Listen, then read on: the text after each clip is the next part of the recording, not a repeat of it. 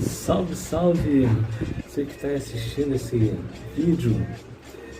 Meu nome é José Paulo, sou professor de Geografia e instrutor Cordel Amarelo e Azul de capoeira do grupo Dandara Capoeira da Zona Oeste, mestre Paulo e professor Nil Pequeno. Então, gente, eu estou aqui nesse vídeo hoje para falar um pouco sobre as temáticas que estão aí, né, aparecendo na sociedade, que é o racismo, né, que é o preconceito racial, que é a questão também de uma fala que está surgindo sobre o embranquecimento da capoeira, e também quero falar sobre o atual governo, não sobre o governo em si, mas as ações do governo que tem refletido, né, no povo negro, e também que se atinge o povo negro, também atinge a capoeira, porque a capoeira é um esporte praticado, né, pelo povo negro, do qual eu faço parte, é um movimento negro, eu faço parte dele. Tá? Então vamos começar, eu quero começar falando sobre a capoeira, não a história toda, porque se eu for falar assim, sobre a capoeira, lógico que no vídeo não daria tempo, seria muito tempo, seria várias passagens, né, vários acontecimentos, não teria como eu não teria tempo, né, na verdade, hábil para se falar toda a história da capoeira. Mas podemos falar brevemente sobre o quê? Que a capoeira, ela surge pela necessidade de libertação do povo, né? Defesa e libertação. Ela se inicia nas senzalas, né, na época do Brasil colônia, onde havia as fazendas dos senhores. Então, com os escravos vindos, né, da África para cá, onde suas famílias são separadas, né, os familiares são separados, cada um vive em fazendas diferentes, há um processo, né, de separação das famílias, e essas pessoas são tratadas praticamente como animais, né, e onde a liberdade delas é o primeiro direito que elas perdem. Só que em meio a essa vida, né, na escravidão, durante o seu horário livre, vamos dizer assim, nas senzalas, o negro ele começou a criar a capoeira, adaptando golpes, né, que se inicia a partir de uma dança que se chamava Dança da Zebra, ou Engolô, né, que veio da África, trazida pelos africanos, lógico, e eles transformam isso na capoeira, né, na luta, né, que mais parecia uma dança, mas também aplicavam-se golpes. Então eles foram treinando e desenvolvendo ali uma luta para quê? Para se defenderem das agressões dos capatazes, né, dos capitães do mato, dos próprios senhores, e para futuramente fugirem, né, para os quilombos, né? Então, a partir desse princípio, nós podemos interpretar que a capoeira, inicialmente, ela foi criada, né, primeiro para se defender e mais tarde, né, juntamente para a libertação desse povo. Tá? Eles usavam para se libertarem. Tendo dito isso, também quero lembrar que após a abolição da escravatura, isso em 1888, lá, né, Princesa Isabel assinando a Lei Áurea, a capoeira acabou sendo proibida em 1890. Né? Houve um decreto 847, né, de 11 de outubro de 1890, que proibia a capoeira de ser praticada porque a sociedade burguesa branca via com maus olhos, né, esse movimento, que certamente poderia, segundo eles, trazer problemas para eles próprios.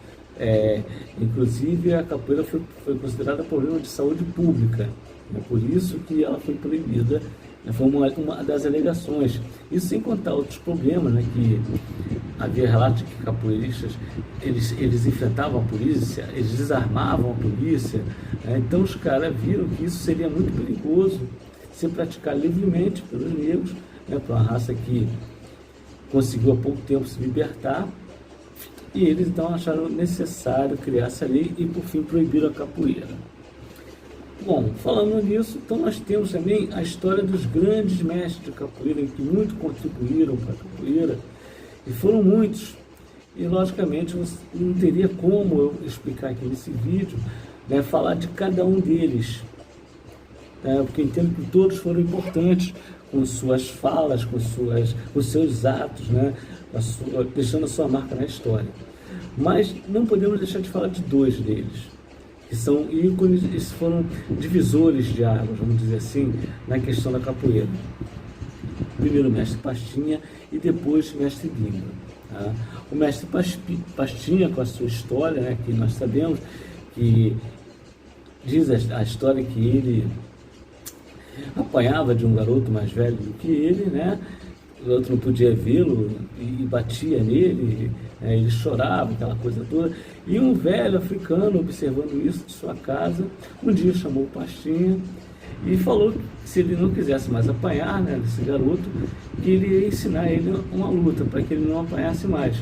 E ensinou a capoeira, e diz a história que quando esse garoto foi novamente enfrentar Pastinha, conseguiu se defender, e o garoto nunca mais bateu nele.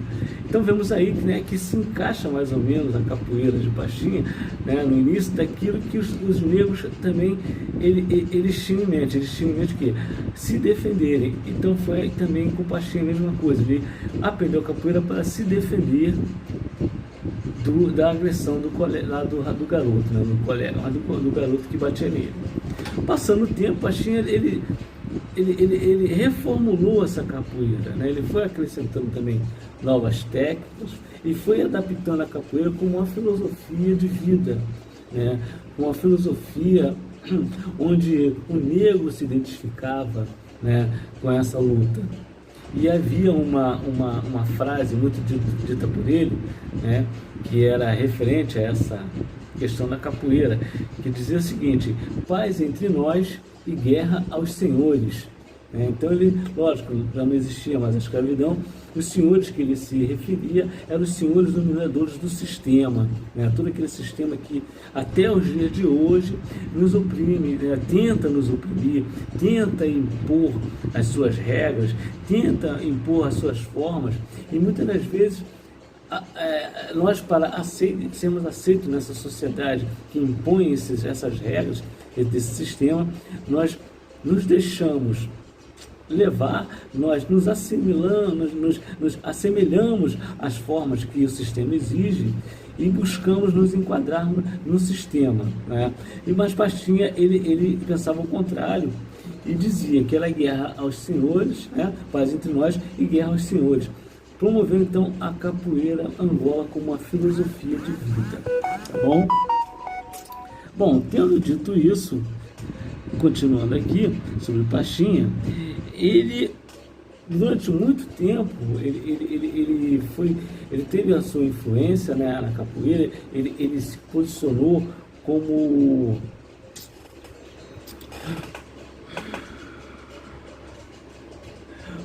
alguém que queria liderar um movimento, né, a favor da capoeira, vamos dizer assim. Ou seja, ele se posicionava principalmente quanto à questão da proibição, porque a capoeira era proibida. Ele aprendeu lá em 1910, ele começou a ensinar capoeira, e a capoeira era proibida, não devemos esquecer disso, que quem fosse pego era preso. Então ele começou a liderar um movimento que viesse dar notoriedade à capoeira a ponto dela ser liberta, embora ele não teve esse objetivo alcançado, né? Esse objetivo veio ser alcançado mais tarde, em 1930, com outro mestre, que agora eu vou falar dele, que é o mestre Bimba. O mestre Bimba, ele mudou a capoeira de Angola porque ele tinha também uma outra preocupação. Enquanto Pastinha tinha a preocupação de manter a capoeira como uma filosofia de vida do povo preto, para que esse povo vivesse essa filosofia, no pensamento de que entre os irmãos tinha que haver paz e a guerra deveria ser aos senhores, aos donos do sistema, Bimba, ele já via a capoeira como um folclore, né, um movimento folclórico. Ele estava percebendo que a capoeira estava perdendo aquela força de luta, né, que ele aprendeu com seu pai. né, através que o pai foi campeão de uma modalidade chamada batuque, e o pai dele era praticante dessa arte, passou para ele, então ele foi, a partir desse pensamento de que a capoeira era mais do que um folclore, e não queria que se resumisse a isso, ele introduziu, né, segundo sites que eu pesquisei, golpes de jiu-jitsu, de karatê, tornando então a capoeira ela mais rápida e mais ágil, né? E criou também 7 programas, vamos dizer assim, 7 formas que era para o capoeira seguir para se tornar um bom capoeirista. Tá? A partir disso, então, ele criou a capoeira regional. E criando a capoeira regional, ele veio se apresentar para o presidente Getúlio Vargas, tá? Não me lembro bem a data, e a partir dessa apresentação, Getúlio Vargas, populista, como ele era, né? Todos sabem que é um governador populista, um político populista é aquele que procura agradar as massas, agradar a todos, né? Para chegar ao poder. Getúlio Vargas, quem conhece a história, dizem que ele era o pai dos pobres e a mãe dos ricos, ou seja, ele procurava agradar a todos. E com os capoeiristas não foi diferente, ele usou a capoeira também para se promover, quando ele então resolveu, por fim, a proibição da capoeira, dizendo que a capoeira era um esporte nacional, era uma luta nacional, tá? A partir daí, então, Bimba se tornou importante, né? Por quê? Porque ele transformou a capoeira na regional e conseguiu, né, através disso, fazer que a proibição da capoeira terminasse, e então voltou, né, a capoeira a ser o que ela era. Já em 1941, Mestre Pachinha, ainda na Angola, ele foi crescendo, né, também, acompanhando essa evolução, mas continuando assim, na capoeira tradicional, na Angola. Mas ele formou importantes, né, e grandes mestres na Bahia, e também formou grandes instituições, como, por exemplo, ele criou o SECA, né, que era chamado de Centro Esportivo de Capoeira Angola, que teve a presença de vários artistas, de várias personalidades que frequentaram esse lugar devido à sua importância, tá? Então, Pachinha e Bimba aí marcando, né, uma presença muito grande dentro da capoeira, e não pode se deixar, quem fala de capoeira não pode deixar de falar de um e de outro, porque eles tiveram uma importância muito grande. Claro que eles fizeram muito mais coisas do que eu falei aqui, mas como eu disse, eu não quero estender esse assunto além, para não ficar uma coisa maçante, tá? Eu quero só deixar claro isso, a importância da capoeira, do início dela, brevemente, e um breve feito desses mestres importantes dentro da capoeira, a saber, Mestre Pachinha e Mestre Bimba. Mestre Pachinha com a capoeira regional, transformando, Mestre Pachinha com a capoeira Angola, me desculpe, com a capoeira Angola, transformando ela mais e mais, trazendo conceitos filosóficos para dentro dela, né, transformando ela numa filosofia de vida, e mais tarde Mestre Bimba transformando a capoeira em capoeira regional, onde a capoeira passou a ser jogada de pé, com elementos de outras artes, conquistando assim a simpatia de Getúlio Vargas, e através disso a capoeira deixou de ser proibida. Tá bom? Tudo bem. Vamos continuar. Tá? Vamos partir agora para a questão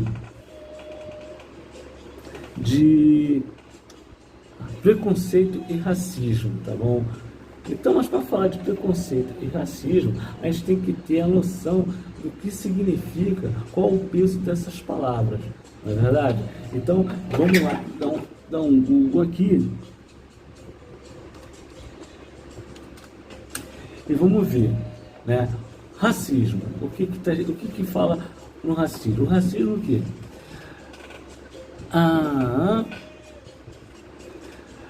A naturalização de situações que promovem a discriminação formam o racismo estrutural.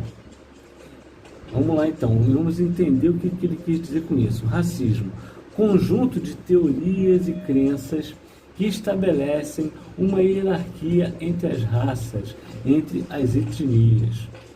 num segundo ponto, ele diz que a doutrina é um sistema político fundado sobre o direito de uma raça considerada pura e superior de dominar outras. Tá? Isso seria o racismo. Aí nós vamos partir para o racismo estrutural, que eu também quero falar isso. Por quê? Porque o racismo no Brasil, as pessoas falam que existe um racismo estrutural. Então, vamos ver aqui o que diz sobre o racismo estrutural.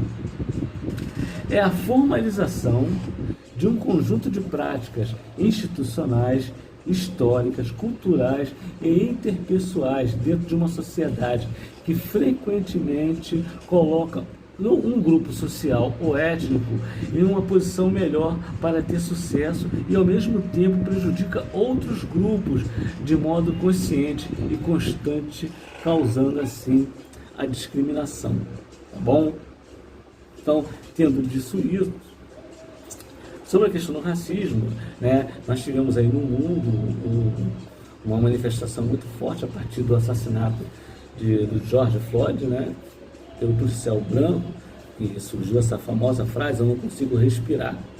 Então eclodiram, né, vários movimentos nos Estados Unidos, que esses movimentos atravessaram as fronteiras, né, atingiu a Europa está lá julgando estátua de colonizadores e outros nomes históricos, né, que eram homenageados em praças públicas. Essas estátuas estão sendo jogadas e retiradas pelo próprio Estado. Na Bélgica, por exemplo, eles tiraram a estátua do rei Leopoldo, que foi um colonizador em Uganda, se não me engano, onde ele decepava as mãos das crianças, e o cara desse era homenageado. O outro, na Inglaterra, era um mercador de escravos, um traficante de escravos, também foi retirado pelo povo, jogado no rio. Né? Só que no Brasil que o racismo, o preconceito, né, ele ainda é premiado, ele é privilegiado, né? Quem pratica ainda é visto com bons olhos, porque o nosso racismo ele é estrutural. Por quê? Porque as instituições aqui no Brasil, elas foram criadas primeiro para ensinar ao povo preto que ele não deve se rebelar, e foram criados também para oprimir quem se rebela. Vocês entendem?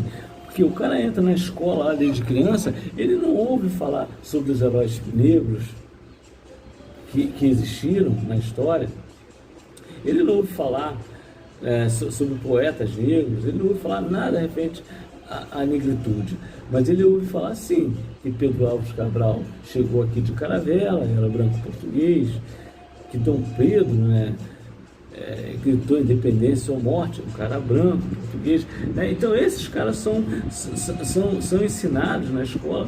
Os brancos heróis, Tiradentes, né, foi um herói também, um herói branco, mas nada se fala sobre os negros. Ou pouco se fala ou nada. E quando é falado por uma visão branca também. É falado segundo o conceito de historiadores brancos. Que não tira o mérito, tudo bem, mas não é a mesma coisa, como se fosse o negro contando a história desde a África. É coisa que foi mudada a partir do governo, né, passado. Se eu não vou falar siglas aqui para não dizer que eu estou apoiando o governo A ou B, mas determinados governos começaram a ter a obrigatoriedade, a botar a obrigatoriedade de ter a história da África nas suas grades. Eu, quando me formei em professor de geografia, eu tive lá uma grade de geografia de história da África, fiz um curso pela UF, também sobre um curso de extensão sobre a história da África. Então a história da África passou a ser obrigada, né, ou teve uma obrigatoriedade de fazer parte do currículo das histórias.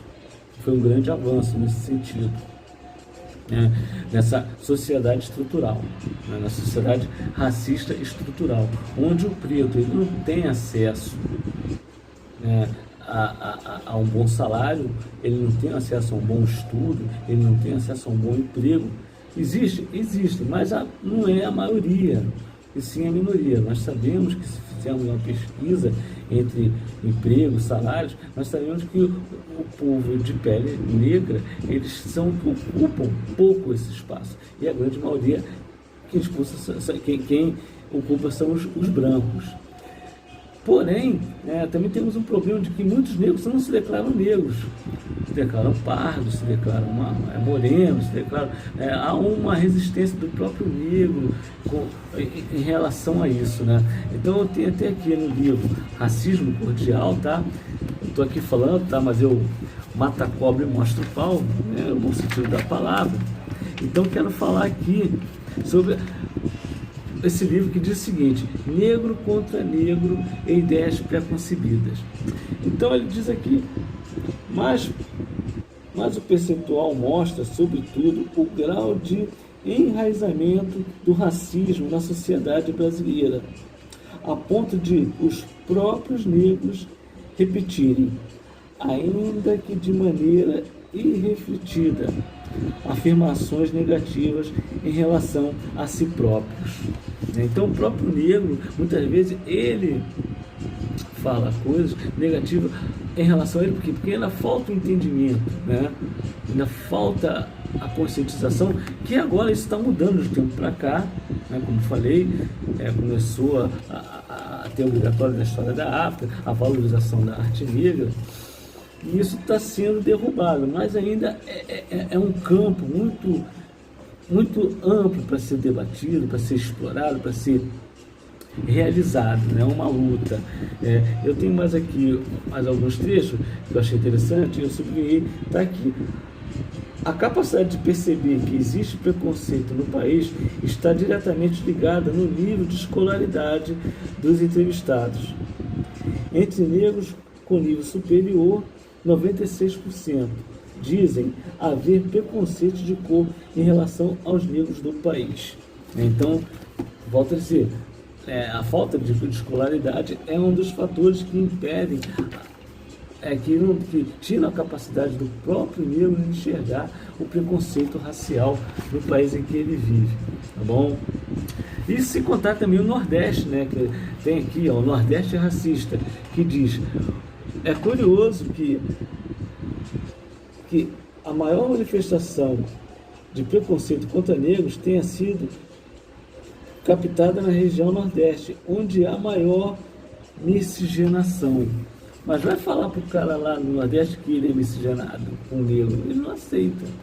Eu conheço casos de pessoas que têm um sobrenome, né, de outra nacionalidade, tá? Não vou citar aqui porque eu vou dar muito na pista, não quero citar pessoas. Então eu conheço gente que, um dia um cara veio lá da Alemanha, aí ele teve um caso com uma pessoa da região, do Nordeste, e ela herdou o sobrenome dele. Então essas pessoas, elas exibem com muito orgulho esse sobrenome alemão. Mas assim, o sobrenome alemão do cara é como se o cara fosse um Silva aqui, um Oliveira, que tem a rodo, mas por ser alemão, então a pessoa se acha importante, e com isso ela também se acha no direito de rechaçar qualquer manifestação negra ou quem faça parte desse movimento. Vocês estão entendendo mais ou menos o que eu quero dizer? Né? Que também é uma falta de entendimento, né? de busca de conhecimento nessa questão racial. E que explica um pouco da estrutura, né, do racismo estruturado. Eu tenho aqui também a fala do professor Milton Santos, baiano, negro, advogado, que se tornou doutor em geografia. Tá aqui. Ele diz o seguinte: aqui é natural os negros serem tratados de forma subalterna. Você não tem como reclamar. Se você protestar, é visto como alguém que está perturbando o clima agradável que possa existir nesse ou naquele lugar.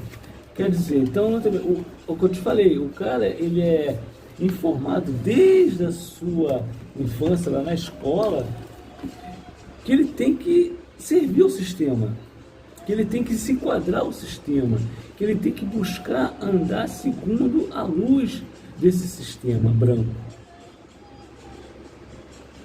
Eu sou da década de 80, quando eu estudei, então eu via muito isso. Tá? Eu vi diretora de escola chamar a atenção de aluno negro fazendo bagunça da seguinte forma: ô Lourinho, para de fazer bagunça. E aquela gargalhada geral, né? Cara, até eu, né? Que não tinha condição, não tinha ideia do que isso simbolizava. E o moleque, coitado, não entendia nada, não sabia que não era aluno, a mulher chamou ele de Lourinho, mas estava ali uma forma de racismo sendo praticado. Então a gente vê que o racismo é estrutural por isso. E vemos nas instituições, aí não tem como não falar, desculpe que eu tenho muitos amigos, mas a polícia é uma instituição que está moldada para praticar racismo também. E pelos próprios pretos que ali também estão servindo a farda. Você vê isso a partir do momento que é uma abordagem em pessoas brancas e no momento que é uma abordagem com pessoas negras. Há uma diferença na abordagem. Eu desafio qualquer um dizer aqui que não, que é mentira minha, que eu estou falando besteira. Então você não está vendo os jornais, você não está vendo as mortes de crianças nas favelas, Ágata, Pedro. Se eu for falar aqui, os meninos que foram metralhados aqui perto do campo de Madureira, mais de 100 tiros. A família negra que foi mais de 80 tiros pelo exército aí também, né? Então você vê que é uma forma. Agora você vê em vídeos aí, como eu vi ultimamente, os policiais indo na casa do cara branco, o cara xingou o policial de tudo quanto foi nome e toda a calma do mundo para ele. Uma outra mulher em Jacarepaguá, no Recreio, andando durante a pandemia, lá correndo na areia, a polícia abordou ela esculhambou também os caras. Foi preso, mas ela esculhambou. Se é uma preta. Não, ela só pescoção na cara, pelo ouvido, não tenha dúvidas. Então, me desculpem, mas existe essa. Por quê? Porque isso está estruturado. Está estruturado que o negro ele não pode alcançar grandes patamares sociais e está estruturado que a polícia tem que ser perversa com os negros para colocar eles no lugar deles. Eu me lembro uma vez de um carnaval que passou uma reportagem onde o policial falava isso para os garotos que estavam em Copacabana e disse: aqui é Zona Sul, aqui não é lugar de vocês. O lugar deles é na Zona Norte, que é onde tem um reduto maior, né, de negros. Então nós vemos como a sociedade ela está sendo moldada, como ela foi moldada perversamente, através desse racismo estrutural que até hoje vigora, com as escolas ainda, algumas ainda persistindo em contar a história segundo o olhar do homem branco e não o olhar do homem negro. Então, também é um assunto muito longo, que se eu for falar tudo sobre ele, eu estaria também extrapolando o tempo que eu quero levar. Mas o que eu quero dizer com isso? Eu quero dizer com isso que o negro, ele não pode. Aí eu já volto também para os capoeiristas, que está entrando uma história aí de racismo, de embranquecimento na capoeira. Então o que eu tenho a dizer? O negro, infelizmente, muitos, eles têm a devida comportamento para serem aceitos nessa sociedade branca, nessa sociedade opressora. Mas isso não é de agora não, isso é há muito tempo. Eu vou mostrar outro livro, outra leitura também que eu separei para vocês, do livro Espaço Urbano, Conflitos e Subjetividade, onde a autora diz o seguinte, é um texto um pouco rapidinho, não é muito longo não, mas eu vou ler para vocês aqui. Ele diz o seguinte, tá aqui.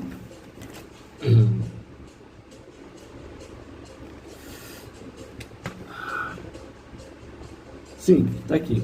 Todos os transeuntes da cidade, o problema é que não, é aqui. Está aqui.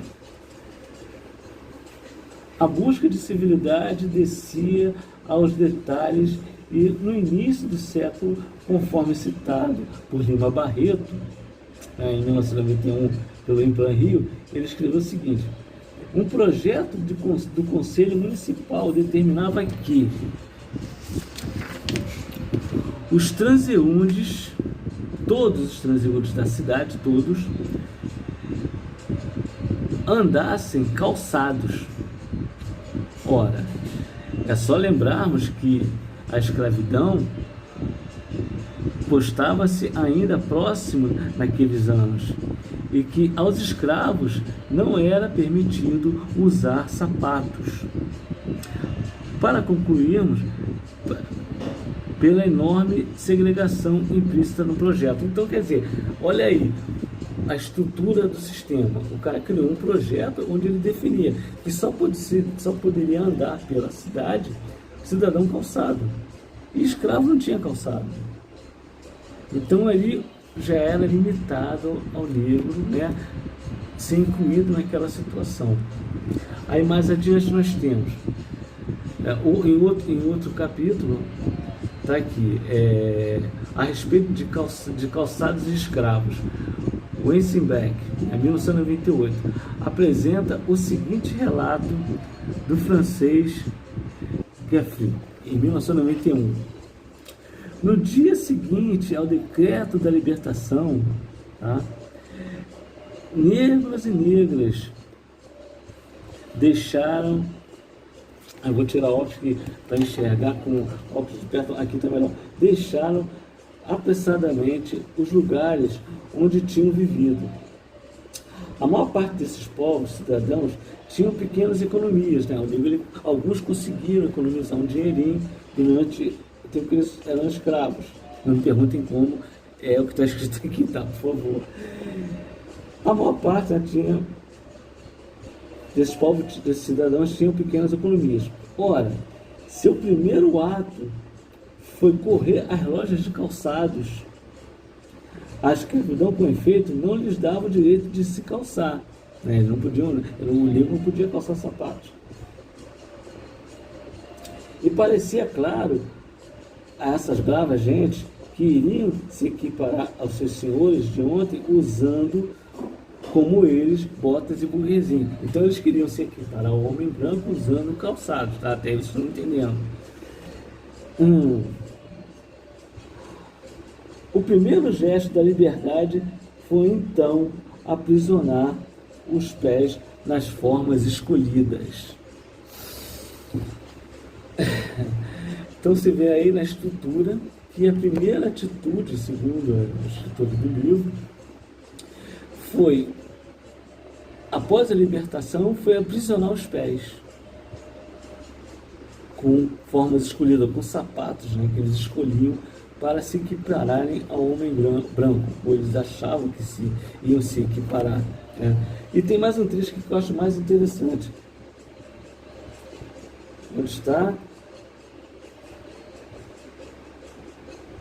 Sim, foi o suficiente para que se visse o espetáculo mais inesperado como primeiro efeito da libertação.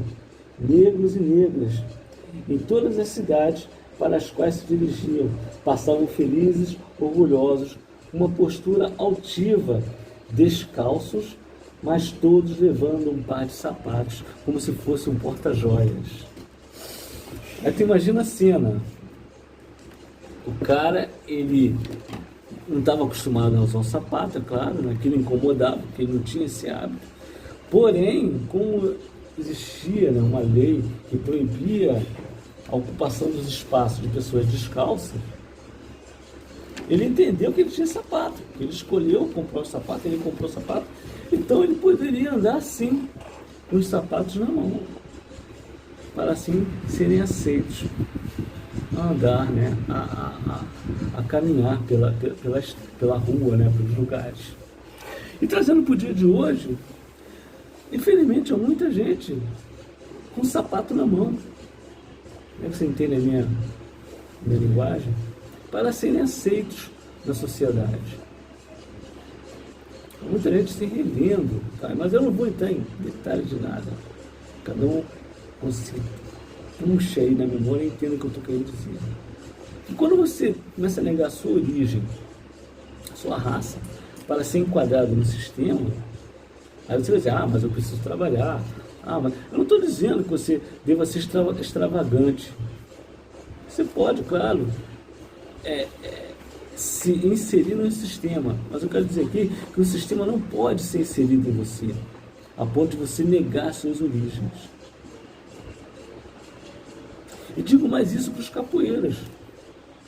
Por quê? Porque nós vivemos agora num momento político onde a raça negra ela está sendo atacada, ela está sendo ali desconstruída.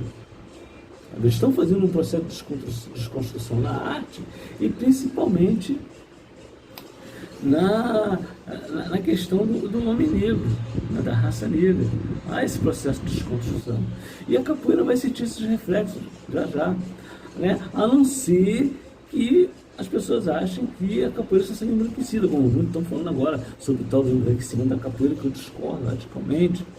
Porque, como disse o mestre, eu assisti na live, ele falou, poxa, se eu dou aula na Europa, no país de brancos, o cara é meu aluno, ele paga a academia, ele paga os eventos, ele chega junto com tudo, eu não vou poder formar ele mestre porque ele é branco? Não tem lógica nisso. Cadê a lógica disso? E aí ele falou uma coisa que eu concordo plenamente. O embranquecimento da capoeira começa quando começa a se contar histórias que não tem nada a ver. Como se, por exemplo, começasse a falar aqui, olha, a capoeira não foi bem criada pelos negros. Eu li em lugar tal, eu fiz uma pesquisa, e foram os portugueses que criaram a capoeira para capturar os escravos. Aí eu estaria alterando totalmente a história da capoeira. Eu estaria negando. Mas se o cara for branco, como eu sou instrutor de capoeira, e se eu, sendo como branco, pratico uma arte negra, e eu contar a história dessa arte desde a sua ancestralidade, como eu falei aqui no início, a questão das senzalas, que o negro criou a capoeira para se defender, para se libertar, frente baixinha, para ele. Se eu vier nessa linha, eu não estou embranquecendo a capoeira. A não ser que esteja vendo um racismo reverso. Os negros não querem que os brancos pratiquem. Aí eu não sei o que eu vou fazer. Porque se eu for praticar Kung Fu, o chinês vai falar também, olha, eu não quero que você pratique porque você não é chinês, eu não quero ninguém que seja do mundo ocidental praticando o Kung Fu. Que, aliás, o Bruce Lee teve esse problema. Ele começou a ensinar Kung Fu para os negros norte-americanos e os caras vieram aqui reclamar com ele. Ele teve um problema muito sério sobre isso.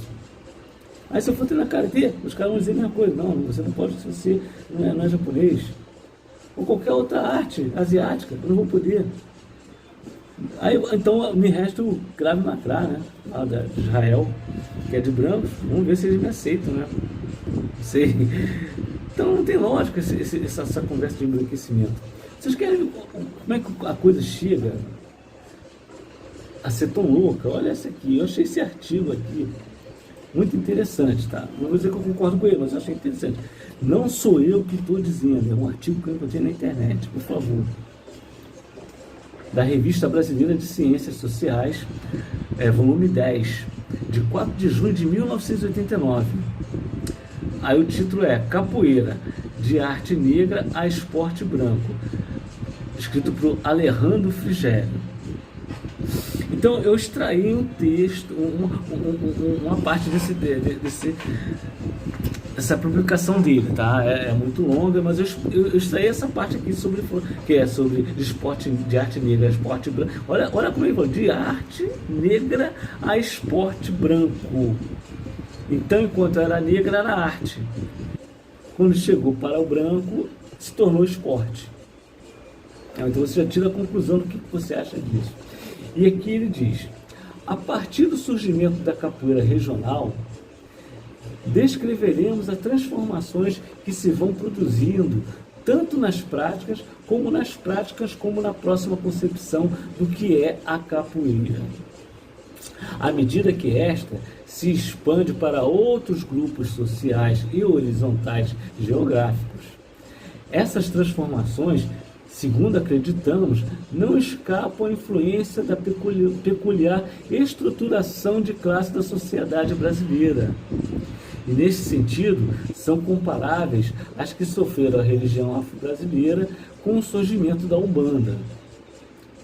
Essas duas expressões da cultura popular negra, a religião e esse singular jogo, luta, dança, para serem legitimadas e integradas ao sistema, precisam perder várias características que lhes são próprias e virtude de sua origem étnica.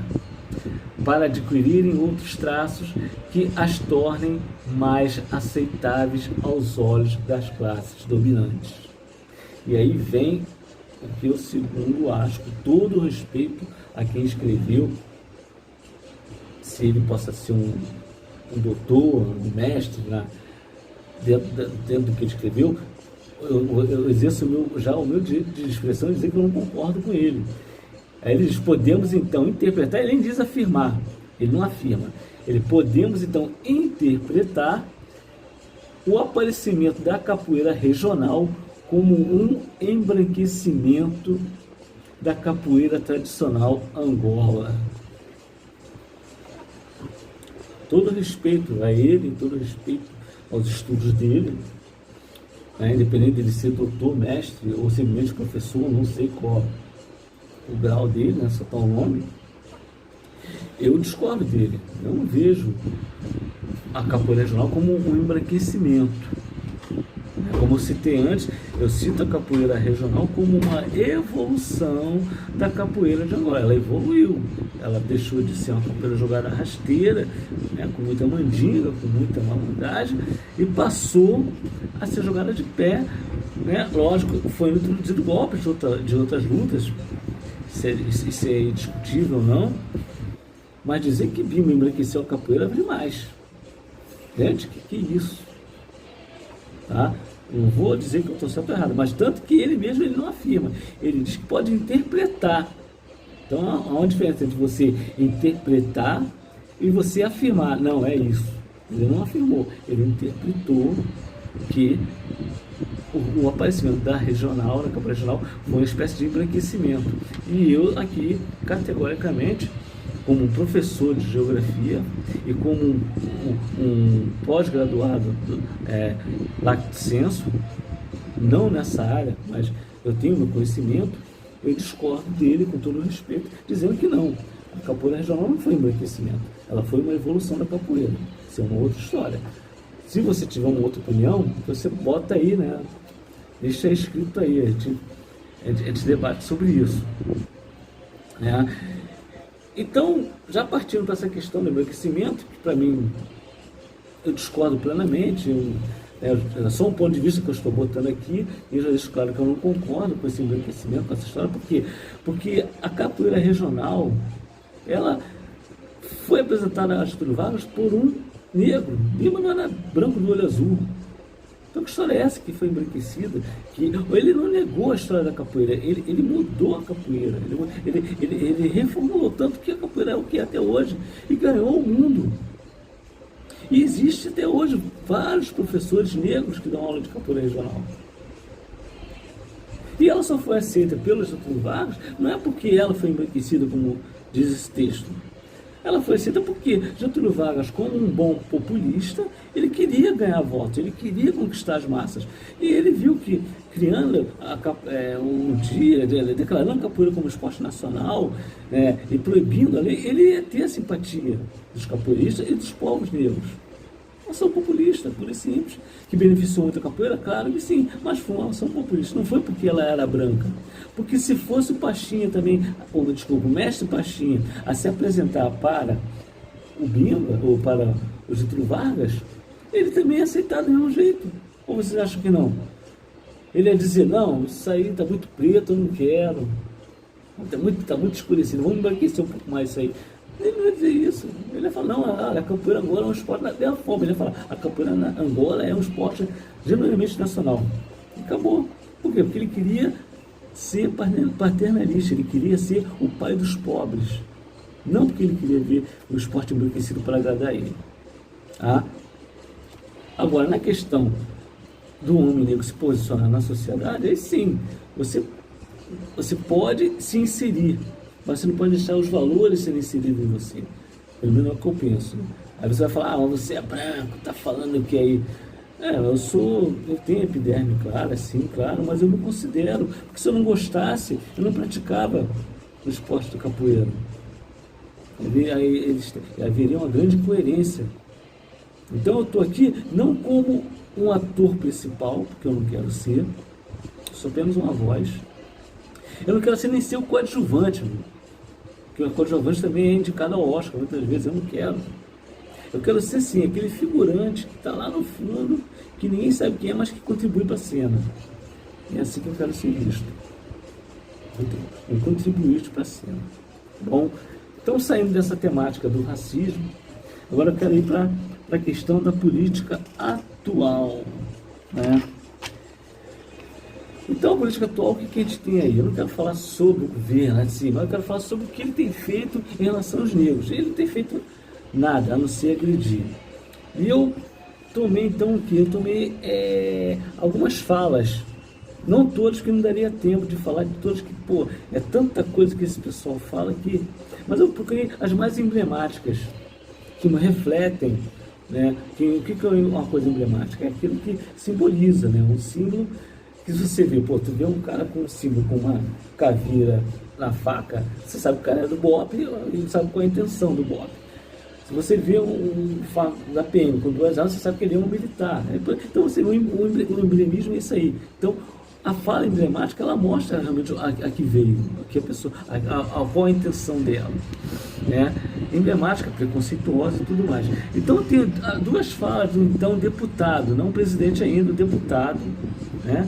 Que foi numa associação judia, lá para fazer sua campanha, e ele disse o seguinte, né? Nessa associação judaica. Ele falou o seguinte: onde tem terra indígena, tem muita riqueza debaixo dela. Temos que mudar isso daí. E eu acho que antes disso, depois disso, ele disse que o índio queria ser como a gente. Como assim? O índio quer deixar de viver na terra dele, onde ele viveu há anos, sabe? Os tataravós dele, desde lá de 1500, quando o Cabral chegou. Ele quer sair dali para ser igual a gente? Como assim? Ele quer pegar um ônibus lotado todo dia, às 4 da manhã, trabalhar até 5 da tarde ou mais, ser explorado para ganhar esse salário mínimo que não dá para pagar nada? É isso que o índio quer? Ele precisa disso? Não entendi bem essa fala não, mas, né?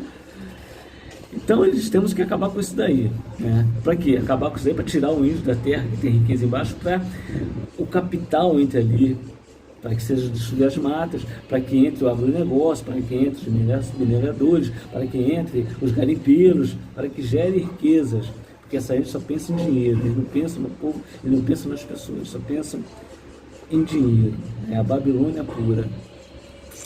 Aí vamos para mais uma frase nesse mesmo dia, nesse mesmo local, na Associação Judaica de São Paulo. Eu fui no quilombo, o afrodescendente mais leve pesava 7 arrobas. Não fazem nada. Eu acho que não serve nem para procriar. Eles ganham mais de 1 bilhão de reais por ano. Há um gasto de mais de 1 bilhão por ano com eles. Bom, primeiro, eu não acredito que acha um gasto diretamente com eles. Deve ser repassado a ONGs, isso é um outro assunto. Eles, os quilombolas, não vêm a colher esse dinheiro. Eles não fazem nada como? O que você quer que eles façam? Eu volto, ele quer que eles venham para o meio urbano, residam numa comunidade, sejam esquecidos pelo Estado, como as comunidades são, que o Estado só chega na comunidade com a força policial, nunca chega com médico, com educação, coisa parecida. Ou lá, uma vez ou outra, com a Regina Casé fazendo um programa, ou com a Taça das Favelas. O que? Não fazem nada? Não entendi essa sua fala. Tendo sim que ela é bem preconceituosa, que ela é bem racista, né? Que mostra a que veio, bem emblemático, que mostra a que veio o seu governo com relação aos povos indígenas e preto, com as minorias. Aí vamos partir para outras falas, não vou dizer de todos, tá? Mas de alguns. Aí eu tenho aqui a fala de quem, meu Deus do céu? Eu anotei aqui as falas, só que eu não estou conseguindo. Ah, sim, está aqui.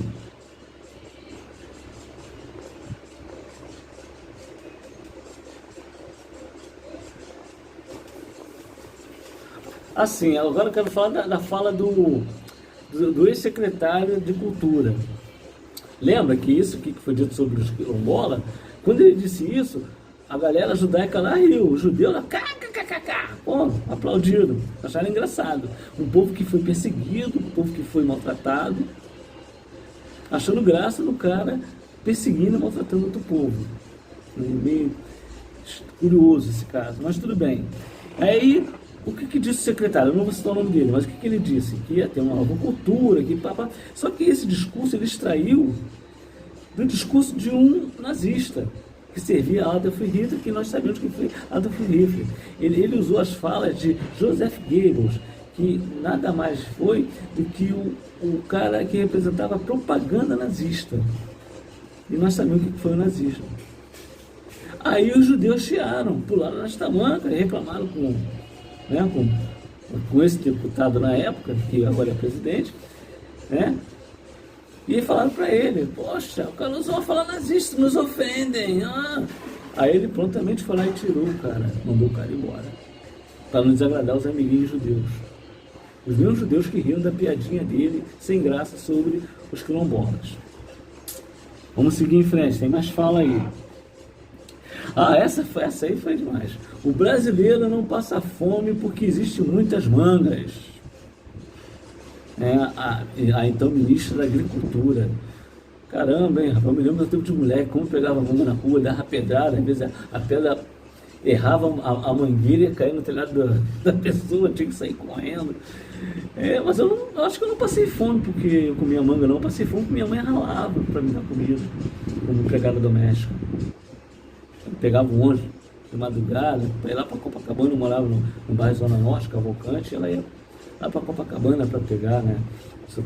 A sua mixaria, como empregada doméstica, para me dar lá feijão com arroz, carne quando podia comprar.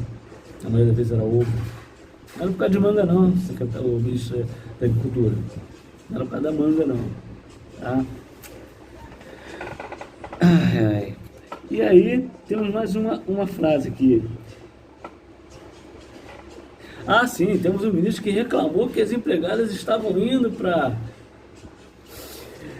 Disneylândia. Pô, peraí, dá um tempo, que isso? Vai visitar o Brasil, vai visitar Cachoeira do Itapemirim.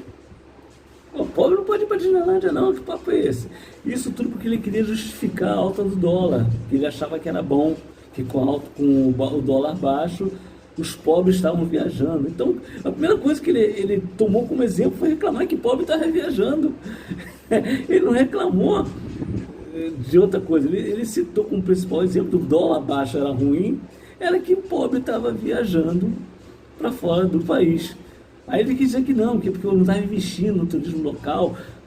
Já era, falou, valeu o que tu falou primeiro. Não vem com esse papo não. Isso mostra. Por quê? Porque o senhor ministro, o senhor representa uma galera que esteve lá no Chile durante o governo Pinochet, durante a ditadura Pinochet. E o senhor ajudou a implantar uma prática econômica neoliberal que levou o povo à miséria, que oprimiu os pobres daquele país, que só foi liberta agora, que eles se manifestaram, e aí o Chile reconheceu e mudou muita coisa para melhor, porque até então estava figurando o plano econômico que o senhor ajudou a montar lá, com a sua cabeça neoliberal. No plano que foi montado de 1973 até 1990, que foi quando durou a era Pinochet, a ditadura Pinochet, que se começou com o assassinato do presidente Allende, com golpe militar. Então foi esse governo que o senhor foi lá ajudar com o seu plano econômico. E o senhor vem agora dizer que o dólar alto é bom porque com ele baixo os pobres estão viajando. Então isso aí é emblemático, mostra a que veio esse governo. O pobre não tem direito a nada. O pobre tem direito a trabalhar, pagar imposto e morrer. Acabou. Vamos mais uma frase. Tá acabando, tá, gente? Vamos lá. Aqui, assim, temos o ministro do Meio Ambiente, né? Que deixou aí, aqui veio quando falou, né, na reunião do Botequim, na reunião ministerial, dizendo que tinha que aproveitar esse momento da pandemia, que ninguém está prestando atenção, e passar a boiada. E passar a boiada o quê? Era mover os projetos que eles têm, as leis, para poder atuar como eles querem na Amazônia, onde tem os povos indígenas, nos quilombolas, para tirar esse povo dali, para dar carta branca às empreiteiras, para dar carta branca aos mineradores, para dar carta branca aos agricultores, ao agronegócio, aos exploradores.